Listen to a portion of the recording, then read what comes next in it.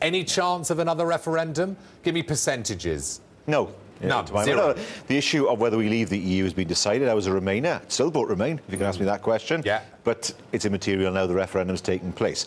That said, I think that any deal that the UK government comes up with should be ratified in all the parliaments of the UK, not just one. Yeah. Was she wrong not to say, if there was another referendum, I would vote Remain? I mean, does that lead her open to...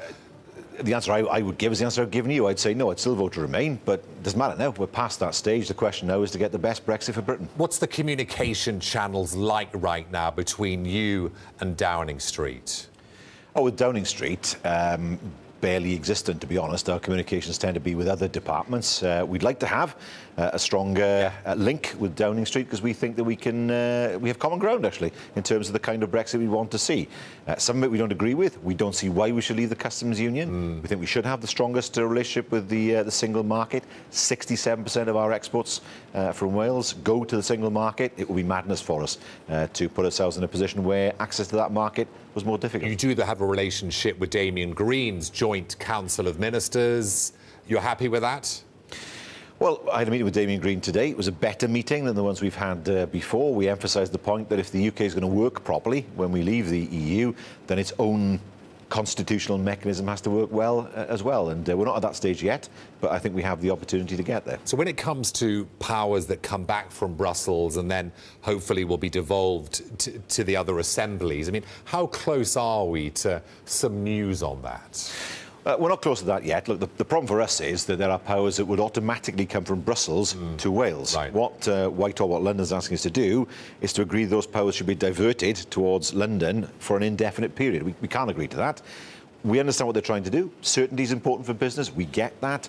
Providing that certainty for the next few years is hugely important. We get that as well. But for us, that should be done by the consent and agreement of the different governments and not by one telling the others what to do. In the last few days, the talk has been about a breakdown in talks between the UK and the EU, and contingency plans are clearly in place, as we discovered a day or two ago. Do you see talks breaking down between the two sides? I think we're going to see a lot of this discussion over the next few months. I don't think we're at the stage where talks have broken down yet. It's massively important that we have a deal. No deal is a disaster. There's no question about that. And think of the impression that it gives. If the UK can't get a deal with its biggest market, on its doorstep, where there's a great deal of regulatory convergence anyway, well, what hope is there to get a deal with any other market? So it's massively important that we continue to be able to access the single market on the same terms as we do now, even though, of course, we won't be able to form some sort of free trade arrangement, some sort of pact. What do you think is doable? Because clearly we can't stay in the single market. My preference is, certainly in the short term, is to do what Norway does. I mean, it has more or less market access. It's a member of the EEA. I think that's a good position to be in until a final decision is taken as to what the UK's relationship should be with the European Union. It satisfies the result of the referendum last year, but it doesn't create the sort of economic chaos that would occur if we had no deal.